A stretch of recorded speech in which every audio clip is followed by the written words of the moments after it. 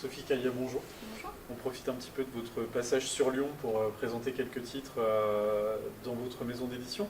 Mais d'abord, est-ce que peut-être vous pouvez un petit peu vous présenter, dire qui vous êtes et quelle intention vous avez un petit peu dans le projet des éditions du Faubourg, que vous avez commencé par ailleurs dans une autre maison d'édition, Ouais. je crois. Enfin, Donc, j'ai été journaliste pendant 15 ans dans différents médias et à la fin à Rue 89 où j'avais en charge l'environnement et la santé. Et en 2014, j'ai publié moi-même un livre, Comment j'ai sauvé la planète. Et ça m'a donné l'occasion donc de rencontrer ma future associée avec qui j'ai créé donc les éditions Premier Parallèle en 2014 qui publiaient essentiellement des livres de sciences humaines. Au départ, c'était plutôt des récits journalistiques et puis voilà, on a publié notamment La Grande Régression, Apicratie d'Eva Illouz. Et puis voilà, j'ai décidé de partir de cette maison début 2019 pour créer la mienne. Et du coup, j'ai passé tout 2019 à monter un catalogue qui se déploie en 3 collections. Donc les sciences humaines qui restent, disons, mon cœur de métier, ce que je sais faire de par mon profil journalistique notamment. Ensuite, alors il y a un peu deux collections, quoi. voire même Il y a- 3. Ouais. Au sein des sciences humaines, Ouais, au donc, sein des sciences il y a une collection d'essais qui s'appelle Les Nouveaux Possibles, des essais en 128 pages avec une idée pour rendre le monde un peu meilleur. Donc on avait publié Désubériser, puis Réinventer le tourisme, et ensuite Maternité, Paternité, Parité. Ouais. Donc des essais voilà, sur un slogan en fait pour essayer de dénouer une situation complexe. Et donc dans les documents, c'est Imposture à temps complet notamment et des enquêtes journalistiques globalement. Et ensuite une collection donc, de bandes dessinées que j'ai voulu ancrer sur le réel. Avec donc on a eu Les Terrestres de Noël Mamère, Corps public de Mathilde Ramadier. Et puis maintenant. Il y a un peu, dans la BD, il y a un peu deux sortes de duos, quoi. Oui. Parce qu'il y a les duos féminins. Non, sont- en fait, Enfin, il se trouve que dans les 4 BD que j'ai publiées, Ouais. chaque fois, c'est une dessinatrice dont c'est la première bande dessinée que j'aide à émerger D'accord. et à grandir, avec un scénariste ou une scénariste qui est spécialiste d'un sujet. Ouais. C'est comme ça que je les ai conçus.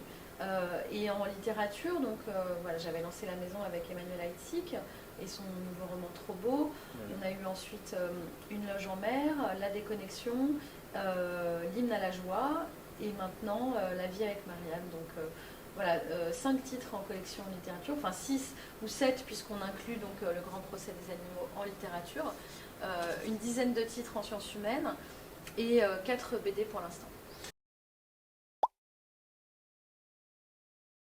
J'avais, avant de parler de la nouveauté, envie de revenir un petit peu sur une parution, il me semble qu'elle était en novembre. Septembre. Septembre. Dernier. Puisqu'on va parler de 2 BD et c'est une BD qui était parue en septembre qui m'intéresse parce que comme on est à Lyon, on n'est pas très loin de la centrale nucléaire du budget. Et après les Terrestres, qui était déjà une espèce de duo comme ça avec sur 2 engagements, l'engagement d'un homme en politique et pour l'écologie, c'était Noël Mamère et puis une illustratrice. Là on a un duo encore sur un scénario catastrophe d'Alizée Depin, une jeune illustratrice, et Jean-François Julliard, qui a dirigé, je crois, Greenpeace France, qui dirige toujours d'ailleurs. Voilà, donc si vous le voulez bien, j'aimerais bien qu'on commence par parler de cette bande dessinée qui s'appelle Hashtag, accident majeur, avec un bandeau quand même qui est un peu flippant, le scénario d'un Fukushima à la française. Alors, comme il y a une discussion en ce moment sur le futur du nucléaire en France, Macron a fait des annonces. Peut-être avant qu'on discute, j'aimerais bien rappeler ce qui est rappelé peut-être dans la préface du livre, c'est que le nucléaire, en fait, en chiffres, c'est 75% de notre énergie. De l'électricité. Ouais, qui est issue du nucléaire, 56 réacteurs, et puis donc des centrales construites dans les années 70, qui sont toutes à la limite d'âge, puisque c'est 40 ans je crois. Donc on va prolonger. Puisqu'on est dans une BD quand même documentée, je tiens à le préciser, et on a 2 dates qui sont un peu des ombres dans notre imaginaire collectif en quelque sorte. C'est Tchernobyl en 86, et puis Fukushima Fukushima peut-être nous intéresse plus dans cette Ouais. BD, dans le sens où la BD ne commence pas dans la centrale nucléaire, Mm. mais un petit peu à côté. Moi, je ne connaissais pas ce barrage de Vauglan. Vouglan, ouais, dans le Jura. Vauglan, dans le Ouais. Jura, ouais. Alors, si vous voulez un petit peu Ouais. nous en parler, enfin, savoir déjà comment peut-être est-ce que c'est vous qui les avez réunis? Comment s'est Ouais. mis en place le projet? Parce que Très finalement, bien. c'est une BD, hein, je trouve, un petit peu pédagogique, didactique, En un sens. de 2 engagements. Mm. Donc, pour rappel, j'ai été journaliste environnement pendant... Ça vous, je sais plus. Non, aucun problème. J'ai été journaliste environnement à rue 89 pendant 6 ans.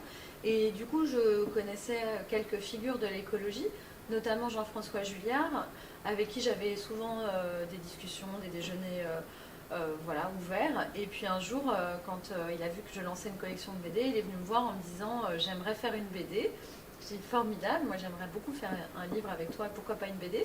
Et il m'a dit ce serait le BD d'un scénario d'une catastrophe nucléaire en France. J'ai dit ah, bah super, c'est gai, mais comment on va raconter ça? Il m'a dit voilà, j'ai une idée, on va fictionner sur la base des scénarios les plus probables, c'est-à-dire il a étudié plusieurs scénarios qui étaient dans les tuyaux, mais pas seulement des militants de Greenpeace, hein, aussi. Oui, scénarios qui sont parfois des scénarios de techniciens ou de politiques, Absolument, en fait. absolument. Ouais. Donc le barrage de Vouglan, si vous tapez dans YouTube barrage de Vouglan, envoyé spécial, vous allez trouver donc toute une émission qui date de 2018 qui explique à quel point ce barrage est reconnu fragile depuis sa création dans les années 50, je crois, et à quel point il est en effet possible qu'un jour ce barrage rompe. Et si ce barrage rompait, donc l'un qui le retient créerait en fait un tsunami sur la centrale de Bugey qui est comparable à Fukushima. Et là, c'est là qu'on serait face à l'épreuve de vérité. Est-ce que les diesels de secours qui ont été mis en place justement suite à la catastrophe au Japon démarreraient ou pas? Et il se peut en fait que les diesels de secours ne démarrent pas et ensuite ça crée donc le scénario d'un vraiment Fukushima à la française avec l'explosion de la centrale. Mais tout ça vient très lentement en fait dans les années. Et donc le parti pris c'était vraiment celui d'une fiction, c'est-à-dire de raconter une histoire avec des personnages auxquels on va s'attacher. Et ce qui est très chouette dans ce livre, c'est que c'est pas uniquement didactique, c'est aussi vraiment l'histoire de Laurine, qui est donc ingénieure environnement à la centrale, qui va être aux premières loges, voilà, et qui est donc salariée d'EDF, chargée de vérifier que la centrale, qu'autour de la centrale ça se passe bien. Et Laurine donc, va être dans ce dilemme personnel de est-ce qu'il faut lancer l'alerte alors que la direction de la centrale minimise ce qui est en train de se passer. Et elle est la première à prendre conscience de la gravité de la situation. Et tout arrive très tard, et c'est aussi un livre un peu politique sur comment serait géré, et ça c'est très réaliste, comment serait gérée une telle catastrophe en France, quoi. Oui, parce qu'il y a, donc elle a une clause de confidentialité en fait, qui l'oblige à ne pas parler de... C'est là où ça raconte le nucléaire, qui est en fait un milieu tenu par le secret défense. On n'a pas pu aller à la centrale du Bugey, on ne peut pas visiter, on ne peut rien savoir sur le nucléaire alors qu'on est le pays le plus nucléarisé de la planète. Donc c'est quand même un vrai sujet. Et voilà, et pour accompagner Jean-François, on est allé chercher donc une jeune dessinatrice engagée qui s'intéresse vraiment à ces questions et aussi qui aime dessiner les paysages. C'est-à-dire que en fait, ce avec quoi elle nous a convaincus, c'est les dessins des débuts où on voit donc ce très fascinant barrage. Voilà, donc là, parce qu'on ne commence pas avec elle, on commence avec un technicien en fait, qui constate comme elle des pluies torrentielles et peut-être une fragilité. Pour et là, c'est la double page sur le barrage avec ce technicien qui est donc chargé de surveiller que tout va bien. Or, en fait, le scénario que décrit Jean-François, c'est des pluies diluviennes, et des pluies diluviennes, en fait, des dérèglements climatiques comme on en connaît de plus en plus. Oui, c'est ça, mais c'est là peut-être où la BD est intéressante et on peut faire le lien avec Fukushima. C'est qu'effectivement, pour que le nucléaire fonctionne bien, en quelque sorte, tous les scénarios sont étudiés, mais les circonstances sont de plus en plus exceptionnelles, en quelque sorte, comme ce tsunami qu'on ne prévoyait pas d'une telle amplitude au Japon. Et là, des pluies torrentielles qui sont de plus en plus fréquentes dans certaines régions. Ou la sécheresse qui fait qu'on ne peut pas refroidir la centrale par manque d'eau. En fait, il y a quand même un certain nombre de paramètres qu'on ne peut pas prévoir. Et en 99, quand il y a eu la tempête la centrale du Blayais près de Bordeaux a été inondée et on a failli évacuer Bordeaux quand même en 99. Donc je veux dire, c'est quand même, on joue un peu avec le feu, et il faut le savoir quoi. Et donc voilà, donc développer un scénario de comment ça peut se passer dans la réalité si un maillon de la chaîne déraille, ça permet de nous projeter en fait dans un futur qui n'est pas du tout souhaitable, mais qu'il est intéressant d'explorer pour être conscient des risques. Et voilà, donc là on le raconte du point de vue de cette salariée avec ses dilemmes, avec des personnages intéressants. Et voilà, c'est un peu comme... Puis de mettre cette dimension écologique qui dit qu'une suite d'événements exceptionnels aujourd'hui est fort probable dans une vie de tous les jours et pourrait changer la donne complètement sur des sites particuliers. Ouais. Donc c'est une sorte de série, de scénario catastrophe, mais qui, grâce au dessin assez naïf et un peu de style manga en fait, d'Hallyday, un peu pop, d'Alizé Depin, est relativisé et on n'est pas... Enfin moi je trouve que c'est pas une BD qui est plombante à lire, c'est dur, mais en même temps on la regarde un peu plus comme un dessin animé que comme... un documentaire, voilà, c'est de la fiction. En même temps, il y a quelques éléments, on découvre un petit peu la gradation des niveaux de dangerosité. Oui, il y a des éléments effectivement didactiques qui sont... Il y a l'enchaînement des choses aussi qui est fort probable. Oui, puis à quel moment les autorités décident de déclencher, de prévenir l'opinion. Et en fait, toujours très tardivement, donc après ça crée des scènes de panique. Lyon est évacué quand même à la fin de la BD, je ne vais pas spoiler, mais voilà, Lyon est évacué et tout le monde est paniqué. Et la conclusion du président fictif de cette BD qui est de dire on va fermer les vieilles centrales et en inaugurer des nouvelles, celles qui n'ont jamais eu d'accident et qui n'en auront jamais. C'est la certitude en fait des politiques que le nucléaire ça marche. Et c'est ce qu'on a de plus fiable. On a eu des preuves du contraire quand même. Le hashtag dans le titre, je dirais, amène des pratiques d'aujourd'hui, c'est-à-dire elle devient en quelque sorte celle qui donne l'alerte, puisque en fait eux ne veulent pas la donner. Quoi. Et par un tweet, qui est retweeté. Et donc finalement elle rompt sa clause de confidentialité, parce que finalement les seuls alliés qu'elle a, c'est le maire d'un village, c'est des gens un petit peu engagés ou des journalistes, mais qui sont pris finalement par ce qui se passe à côté, c'est-à-dire cette inondation, ce qu'elle fait. Oui, parce que le premier problème, comme c'était le cas à Fukushima, c'était le raz-de-marée. Là, c'est la rupture du barrage qui fait immédiatement des morts. Et on dit aujourd'hui, des gens disent aujourd'hui, Fukushima, 0 mort. Là, sur cet accident, on dirait 0 mort. Les morts du barrage, oui, mais les morts de la centrale, non. Mais et là, c'est très intéressant parce que justement, peut-être, je dirais, le dernier tiers de la BD, on est plus dans, comme vous l'avez évoqué, la manière dont le discours politique, finalement, mue. Parce qu'on ne peut pas dire que c'est sa vitesse d'action qui est la principale caractéristique de l'action politique, puisqu'on se rend compte que là, dans une urgence, dans un emballement, finalement, ce discours est complètement inopérant. Et du coup, on va suivre aussi ce discours, comment finalement il s'arrange de la situation. Et moi, il y a une phrase que je trouve très cynique, et la population n'est même pas en colère. Ah oui, c'est vrai. Ah oui, j'avais oublié. Oui, c'est ça. Parce que en fait, la population ne réalise pas que c'est des zones qui seront inhabitables pour 100 000 ans. Quoi. Puis prise dans la panique, elle fuit. Plutôt que de demander. Non, mais c'est la particularité de la radioactivité, c'est que c'est un mal invisible. Donc c'est très difficile. C'est pour ça que c'était intéressant de le montrer en image aussi. C'est de montrer tout ce qui se passe autour, parce qu'on ne peut pas dessiner la radioactivité. On va peut-être passer à l'autre BD, mais on va peut-être dire une phrase de Macron qui rejoint une phrase de Gaulle en 1945 qui dit « Nous avons une chance historique, c'est le nucléaire ». No comment. Tout est dit. Qu'est-ce qu'on peut dire contre ça? Qu'il est en train de le développer et surtout sans consultation populaire, et jamais le nucléaire n'a été débattu en France. En fait, voilà. Donc c'est bien d'avoir des gens comme le patron de Greenpeace pour être un peu la mouche du coche et dire tout peut ne pas toujours bien se passer.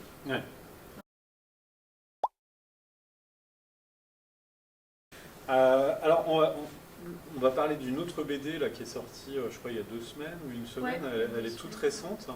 Une BD que j'ai trouvée vraiment fabuleuse, hein, qui s'appelle L'innocent incompris, Patrick Dils, histoire d'une erreur judiciaire, de Brigitte Vidal-Durand, qui est journaliste, encore une fois, parce que j'ai complètement, au début de notre discussion, oublié de vous présenter, qu'on présente un petit peu les éditions du Faubourg, on le fera peut-être avant de parler de l'essai. Mais, et de Constance Lagrange, qui est, là encore, on peut faire un petit lien avec Lyon, parce qu'elle a étudié à Émile Cohl. En fait. Oui, mais Brigitte Vidal-Durand est lyonnaise aussi. D'accord, ok. Donc c'est vraiment un moment lyonnais, incroyable. Mais donc, L'innocent incompris, Patrick Dils, histoire d'une erreur judiciaire. L'histoire d'une erreur judiciaire, mais l'histoire aussi, hein, en quelque sorte, un petit peu d'une double enquête. Puisque derrière Patrick Dils, il y a une autre enquête qui va se mettre en place, c'est celle autour d'un personnage terrible. Francis Holm. Ouais, moi j'ai écouté plein de choses suite à ça, suite à ma lecture de la BD. Et alors c'est vrai que c'est une histoire qui parle peut-être moins aujourd'hui, parce qu'elle commence en 86, elle se finit en 2010. Mais c'est quand même une erreur judiciaire qui fait qu'un garçon innocent est mis en prison pendant 15 ans. Et j'ai trouvé, il y a un peu 3 temps dans cette BD, je trouve. Il y a peut-être l'endroit et le moment où ça s'est passé, et finalement je trouve que ce début, où c'est juste des gamins qui sont mis dans la rue, qui vont monter sur ce fameux talus SNCF, parce qu'ils sont des œuvrés, qui cherchent quelque chose à faire pour jouer, tout ça, et cette fin de journée pour tous les habitants qui sont en proximité de ce talus. J'adore ce début parce que finalement, au départ, on le lit comme le début de l'histoire, mais finalement, ce début, c'est les 10 minutes, quoi, qui vont amener le doute sur la culpabilité ou non de Patrick Dils, puisque les lieux sont très rapprochés, mais on a tous les éléments. On a même Francis Holm, dans ce moment-là, qui va faire du stop.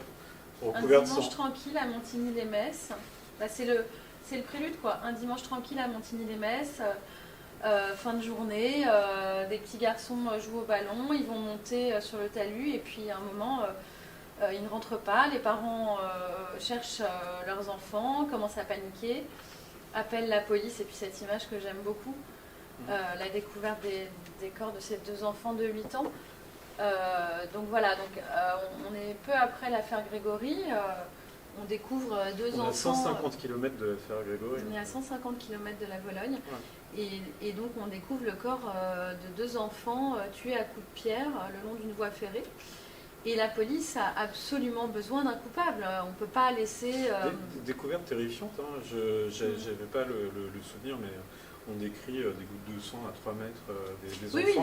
Et ces visages qui sont complètement détruits par des pierres. On n'a pas montré les images violentes.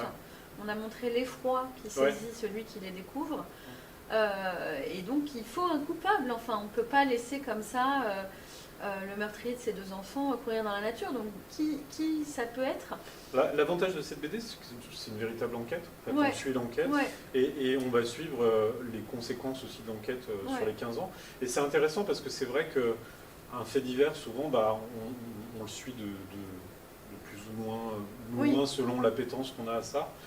Mais c'est vrai que dedans, il y a beaucoup d'éléments intéressants, comme ce processus en révision, des enquêteurs, même de Patrick Dils, qui est un personnage. Enfin, moi, je trouve le dénouement de la BD, où ce personnage, finalement, 15 ans après, parle enfin.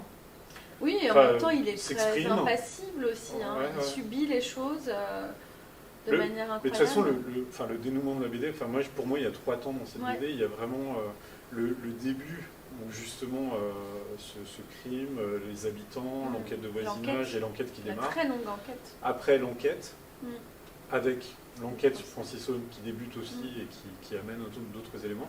Et après, il y a ce procès en révision, qui est un peu la grosse partie de la fin. Et là, j'ai envie de dire qu'on va de surprise en surprise, de tous ceux qui vont s'exprimer. Parce que même... Donc il y a Patrick Dils qui pour la première fois s'exprime, et finalement on attend quand même qu'il s'exprime depuis un moment, et de savoir un petit peu quel est son caractère, quelle est sa psychologie, parce que c'est vrai que c'est un peu compliqué avec lui. Et il se cause du tort lui-même en fait, dans sa manière d'être et de... Enfin, il n'a peut-être pas aussi... ça se passe, il a 16 ans et demi, et c'est quelqu'un d'assez fragile. Mais quand je pense aussi à cet homme qui prend en stop Francis Holm, qui se tait pendant 15 ans parce que sa sœur lui a demandé de se taire. Quoi. Ouais. Enfin, le procès en religion tout est fou dans cette ouais. histoire. Et tout advient comme ça. Oui, les choses les plus folles sont possibles, c'est-à-dire qu'un innocent... Ben, le plus fou, c'est aussi les aveux de Patrick Deal, c'est-à-dire qu'il a quand même avoué plusieurs fois un crime qu'il n'avait pas commis. Ouais. Et ça reste un mystère insondable. On peut toujours pas comprendre aujourd'hui comment on admet et comment on mime le meurtre de 2 enfants alors qu'on n'a pas commis ce meurtre. C'est incroyable en fait. Et pourtant, alors il passe devant des experts psychiatres qui redisent ce qu'il a dit à la police au bout d'une nuit de garde à vue, je crois. Mais il va voir un psychiatre après quand même, qui est un psychiatre qui dit mais il est bizarre quoi. Il a une maturité d'enfant de 8-9 ans. Ouais. Il a une espèce comment dire il veut se conformer à ce qu'on attend de lui. En fait, il répète piégé. Un scénario quoi. Exactement. Il se sent piégé parce que quand les policiers arrivent chez lui dans l'enquête de voisinage, il a les mains pleines du mercurochrome parce qu'il a de l'eczéma sur les mains. Ouais. Et du coup, il se dit j'ai les mains rouges, je vais être accusé. Et là, il panique et il n'arrive pas à prouver que non, c'est pas lui, qu'il n'était pas à cette heure-là, à l'endroit où il prétend être. Enfin, il y a des histoires de timing un peu, comme ça arrive parfois dans les enquêtes, pas de chance, le thermomètre du légiste ne marchait pas, donc c'est difficile de dater précisément l'heure du décès, etc. Il y a 10 minutes qui amènent un doute. Voilà, et puis finalement il se retrouve en garde à vue, avec une très longue garde à vue, et puis il craque, et il décide de dérouler le scénario qu'on attend de lui, et donc de raconter le meurtre, pour être ce personnage qu'on a décidé pour lui qu'il serait. C'est plus complexe que ça, parce qu'apparemment après il va écrire sur ce qui s'est passé avec l'inspecteur Varlet, qui est d'ailleurs Varlet, pardon, qui est le seul, qui dans toute cette histoire, jusqu'à la fin on ne démordra pas de son scénario. Mais pourtant, Patrick Deal sera capable d'écrire ce qui s'est passé avec l'inspecteur Varlet. Comment finalement cet homme l'a amené à dire ce qu'il fallait dire. Oui, et puis dès qu'il arrive en prison, il écrit cette lettre à sa mère en signant l'innocent incompris, d'où le titre du livre, où il se rétracte. Et puis là, la justice dit oui, c'est un classique. Dès qu'ils arrivent en prison, ils se rétractent évidemment. Mais à partir du moment où il arrive en prison, il n'a cessé de clamer son innocence. C'est terrible parce que quand on l'amène en prison, en fait, et suite à cette lettre aussi, on range la lettre et il ne voit pas sa famille pendant 2 ans. Ouais. Parce qu'on soupçonne la mère d'être complice. Ouais. Parce qu'elle aurait lavé peut-être son linge après le... Non, c'est incroyable. Tout est incroyable. Et ce qui est incroyable, c'est qu'il est recondamné derrière, en fait, en appel. Et la cour, les jurés, donc un juré d'assises, un juré populaire, décide que mais il faut bien que ce soit quelqu'un, et pourquoi pas lui? Il a la tête de l'emploi, il se défend très mal. Il est rejugé comme un adolescent, c'est-à-dire que c'est un procès à huis clos, comme la première fois, alors qu'il a 30 ans. Il a fallu le miracle du ressurgissement de Francis Holm, parce que finalement, la façon dont Holm dont l'inspecteur, l'autre, Abgral, va prouver que non, c'est bien Holm qui était dans la région à cette époque et qui peut avoir été le coupable, et donc finalement Holm va avouer. C'est incroyable parce qu'il y a l'histoire du thermomètre. Enfin, vraiment, l'enquête d'Abgral est incroyablement magistrale et du coup permet de confondre Holm, qui au début a nié en fait. Parce que c'est vrai qu'il y a une autre histoire qui commence en même temps, quelque part, qui n'est pas visible dans l'affaire. C'est que Francis Holm vit pas loin de ce talus de chemin de fer. Il est chez sa grand-mère en fait. Oui, c'est un vagabond mais totalement... son périple, son tour de France criminel commence presque là. Et ce qui est fou, c'est que si à l'époque on avait eu l'ADN, on aurait pu tout de suite savoir que c'était lui. Oui, parce qu'il laisse d'étranges traces, quoi. Quand on parle de tueur en série, on parle d'indices qui l'identifient en quelque sorte. Et par exemple, on trouve à côté de ces meurtres souvent des excréments. C'est fou. Des petits éléments comme ça qui l'identifient complètement. Mais on suit un peu on suit un peu aussi cette enquête d'Abgral qui est passionnante. Parce que là aussi, il y a des gens qui ont un peu une appétence pour les tueurs en série. Et c'est vrai que ce qui se passe avec l'inspecteur Abgral aussi, c'est que finalement, ce tueur trouve celui à qui il va raconter son histoire. Et Abgral, en fait, prend un homme qui commence à lui raconter plein de choses en fait. Ouais, puis à un moment, Et lui qui lui propose de plus parler sur certains événements, et lui il fait une liste et il appelle ça ses pépins. Ouais. Il est distancié en fait, il Ah oui, raconte ça c'est à un vrai distance. tueur en série, c'est-à-dire que heureusement il n'a pas totalement conscience de ses actes, quoi. Ouais. Il est vraiment scindé intérieurement, je dirais. Ouais. Et ce qui est formidable, c'est qu'on a retrouvé aujourd'hui Patrick Dils, qui vit près de Bordeaux et qui a adoré la BD et qui est partant pour. Et donc la journaliste a fait partie de ceux qui étaient convaincus dès le départ. de l'innocence de Patrick Dils. Elle dit l'avoir rencontré 2 jours après le procès. Ouais. Elle a fait son portrait, celui de ses parents, et donc elle s'est vraiment attachée à l'innocence de ce garçon. Et surtout en filigrane, ce que ça veut dire, c'est la cruauté de la société qui a absolument besoin de condamner, quitte à ce que ce soit un innocent, de condamner quelqu'un parce que le meurtre de ses 2 enfants est atroce. Mais voilà. Donc la société peut se tromper et pousser la justice à se tromper. Vous nous avez raconté pour la première BD, Sophie, comment s'est fait la rencontre entre l'illustratrice et le scénariste. Comment s'est fait la rencontre là, Eh ben, en fait, il se trouve que Constance était venue me proposer un projet personnel différent et que j'avais adoré son dessin et le réalisme de son dessin.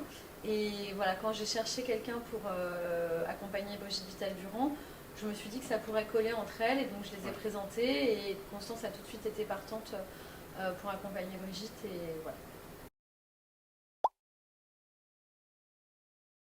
Il nous reste peu de temps, mais j'aimerais qu'on dise un mot sur ce livre, parce que c'est vraiment, je trouve, un livre fabuleux. Moi, j'avais un petit peu peur de m'ennuyer, de tomber dans un livre un petit peu d'économie, enfin, qui avait parlé de choses, et j'ai l'impression d'avoir rencontré quelqu'un qui a une souplesse intellectuelle, qui a une manière de raconter les choses très étonnante, qui n'est pas sociologue, enfin, vous allez nous dire peut-être un petit peu qui il est. C'est le livre de Nicolas Kayser-Bril, Imposture à temps complet, très beau titre. Pourquoi les bullshit jobs envahissent le monde. Peut-être présentez-nous peut-être un petit peu l'auteur et le projet, et après peut-être on évoque un petit peu ce qu'est le bullshit job et la manière dont il l'amène, dont il le présente, parce que c'est fabuleux. Enfin, il y a 1000 années. Enfin, j'ai pas envie d'appeler ça des anecdotes, mais il y a 1000 manières de comprendre le bullshit job dans la société, presque son rôle, parce qu'il ça fait partie de notre société. Et donc voilà, je vous laisse peut-être présenter l'auteur, Nicolas Kayser-Bril. Comment le projet c'est Donc Nicolas Kayser-Bril, c'est un journaliste spécialisé dans les data et les algorithmes, que j'avais croisé dans ma précédente vie de journaliste à rue 89 et qui vit désormais à Berlin, et qui a, dans le cadre de missions de formation qu'il a effectuées, eu une grosse prise de conscience du vide sidéral de certaines missions. Un jour, on lui a demandé de créer une formation pour des journalistes de données. De multiplier les journalistes de données avec du blended learning. Et là, il s'est dit, ça va quand même assez loin. Et il a essayé de clarifier ça. Il a essayé de répondre au job. Hein. Mais il a essayé d'abord de clarifier la mission, et la mission était inclarifiable. Et donc il s'est dit, mais je vais enquêter sur tous ces gens qui sont face à c'est pire que des injonctions contradictoires, c'est-à-dire c'est des missions qui sont absolument dénuées non seulement d'intérêt, mais de but en fait. Et voilà, et ce qui est formidable chez ce jeune homme, il a la trentaine, c'est qu'il a en effet cette souplesse intellectuelle d'aller invoquer des intellectuels oubliés du 19e ou plus récents, des coloniaux notamment, et de chercher à faire des ponts entre l'histoire plus ancienne de l'économie néoclassique, qui a toujours donc finalement promu une certaine forme d'utilité du travail, et les contradictions avec ce qu'on voit aujourd'hui qui se développe de plus en plus, même en temps de pandémie, où les gens peuvent être payés pour des boulots qui ne servent à rien, comme par exemple les boulots de vigile, qui en fait n'ont jamais, ils le démontrent dans les aéroports. Ça c'est génial, parce que peut-être pour préciser ceux qui nous écouter, qu'est-ce qu'un bullshit job, quoi. En fait, c'est un boulot inutile. Et du coup, pour commencer, il va essayer d'en décrire un. Bien identifié. Donc les vigiles d'aéroport qui n'ont jamais empêché. Ça commence par quelque chose d'assez romanesque qui nous raconte la piraterie aéronautique entre Cuba et les États-Unis dans les années 70, qui a amené en fait les aéroports américains à mettre en place des portiques pour détecter Enfin, moi je croyais que tous ces portiques dataient plus du 11 septembre, enfin Oui, leur multiplication, mais non. tout ça. Ouais, ouais. Mais non, ça, donc il va chercher quand même Ouais. une anecdote Oui, oui, qui est à la limite de l'amusement, hein, parce que ces Oui. pirateries étaient un peu rocambolesques, même amusantes. On faisait des jokes sur la dernière piraterie qu'il y avait eu entre Cuba et les États-Unis, parce que souvent c'était des pirates pas très menaçants, pas très dangereux. Ouais. Enfin, et après, il nous raconte la multiplication des portiques dans les aéroports, en se posant la question de est-ce qu'il y a vraiment une utilité à tout ça. Enfin, c'est vraiment passionnant. Oui, oui, non, mais il a cet art de manier les anecdotes, les histoires vraies, les discussions informelles et le corpus intellectuel existant sur le sujet. Donc il discute notamment de la définition de Greber, mais j'en dirai pas trop parce qu'il ne faut pas... Après, moi j'aimerais juste quand même dire quelque chose qui est très intéressant aussi dans le livre, au-delà du bullshit job, c'est qu'est-ce qu'est un vrai job, un job qui a de l'intérêt, comment on le définit finalement, et ça il arrive à une définition que je trouve très intéressante, et pourquoi finalement le bullshit job se développe. Il y a une partie qui est intéressante aussi, c'est qu'à travers ça, il définit aussi ce qui est un travail qui a du sens, un travail qui a de l'intérêt, et la définition, c'est un travail dans lequel une entreprise va mettre des ressources, une entreprise où rendre service à l'autre, c'est pas mettre en danger l'autre ou être en concurrence avec l'autre, mais pouvoir rendre un service gratuit et l'autre, en contrepartie ou pas, peut-être rendra la même chose. Voilà, une ambiance de travail et un investissement de l'entreprise dans le travail de la personne qui donne du sens au travail de la personne. Et il y a quelque chose que je trouvais étonnant dans ce livre, c'est que le bullshit job, en fait, ça peut être une stratégie aussi pour ne pas sombrer. Quand il parle de l'hôpital, par exemple, il dit en gros, les gens, ils ont 3 manières peut-être de résister à cette surcharge de travail et ce manque de personnel. Faire plus, mais assurément on va vers le burn-out, parce que les personnes vont se démultiplier et se fatiguer. Alors la deuxième, je ne sais plus exactement, mais c'est de partir. Mais est-ce qu'on peut tous partir, quitter un job comme ça, envisager une autre vie? Et puis il dit, il y a faire du bullshit, quoi. Ouais. Soi-même. Faire semblant de travailler. Ouais. Il raconte que pendant la pandémie, tout un tas de gens sont passés soit en télétravail, soit en congé parce qu'il fallait s'occuper des enfants, enfin en chômage technique. Et que le pays a continué à tourner. Et on s'est rendu compte avec la pandémie qui était vraiment utile, c'est-à-dire les éboueurs, les caissières, et que paradoxalement, ce n'est pas les gens les plus utiles à la société, ceux qu'on a appelés les emplois essentiels en première ligne, qui sont les mieux payés. Donc il y a quand même quelque chose et puis ceux qui questionne finalement ne le travaillent système plus en place. 2 heures par jour chez eux, Voilà.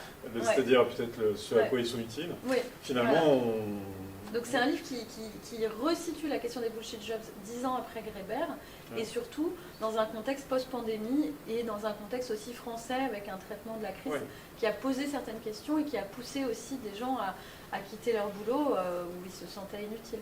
Puis, je dirais que c'est un livre aussi après crise 2008.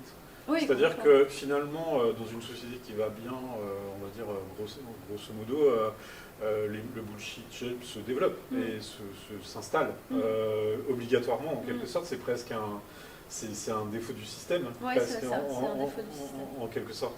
Il est vraiment dans la charpente du système. Et du coup, depuis 2008, en fait, c'est plus compliqué pour les gens parce que justement, avoir un bullshit job, non, quoi. C'est plus possible parce que le salaire du bullshit job n'est pas terrible, parce que les conditions ne sont pas terribles, parce que c'est plus vivable. Oui, en fait, il n'y a pas assez de travail pour tout le monde. Donc lui, ce qu'il prône en conclusion, je spoil un peu, c'est finalement de diminuer l'importance du travail pour chacun et peut-être de travailler moins chacun et plus utilement tous. Ouais. Voilà. En tout cas, c'est vraiment un livre fabuleux. J'ai pas envie de dire érudition, mais c'est quelqu'un qui va chercher plein de choses, plein de matériaux épars et qui a un raisonnement très souple, très étonnant, très intéressant et très, je dirais, c'est très instructif finalement sur notre manière de fonctionner et notre société. Parce que finalement, c'est un peu, ça pourrait être un livre économique, sociologique. Enfin, c'est à la frontière de plein de choses. Parce que c'est presque une culture aussi. Enfin, il y a une culture qui génère ça aussi. Oui, c'est un livre de société sur un sujet de société majeur. Donc dans la collection Documents.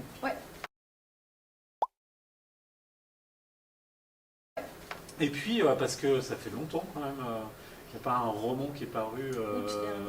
On a décalé ouais. un peu la rentrée de janvier parce qu'on et donc pense vous que... avez amené le prochain roman aux éditions du Faubourg. Ouais. Si on peut le montrer. Et puis là, je vais vous laisser vous en parler parce que je Ouais. n'ai pas reçu et je n'ai pas lu.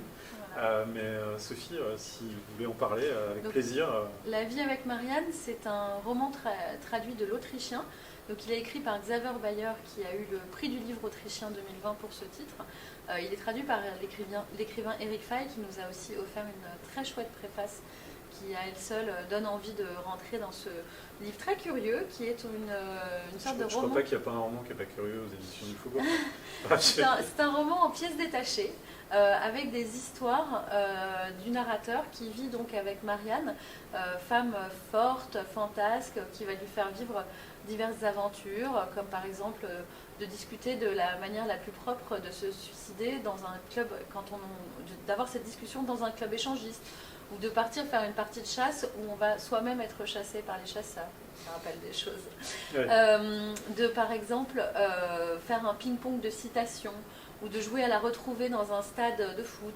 Enfin voilà, c'est des scénettes de la vie contemporaine et de son absurdité, racontées avec brio par un grand écrivain autrichien et traduit avec beaucoup de précision et de talent par Eric Fay. On sent que le scénario a pu lui plaire à Eric Fay parce que c'est vrai qu'il est aussi dans des... Oui, ça rappelle aussi ces nouvelles et une dimension un peu fantastique tout en étant assez révélateur du monde dans lequel on vit. Donc ça sort le 3 mars 2022. C'est un petit décalage par rapport à la rentrée de janvier, mais c'est... Et comme on a fait un petit retour en arrière sur la BD, peut-être, je crois que vous avez envie de faire un petit retour en arrière aussi sur le Grand Procès des Animaux. Le Grand Procès des Animaux, c'est le titre qui est paru le 1er octobre et qui a permis aux éditions du Faubourg de faire un vrai bond en librairie, puisque c'est quand même un livre qu'on a vendu à plus de 8000 exemplaires à ce jour.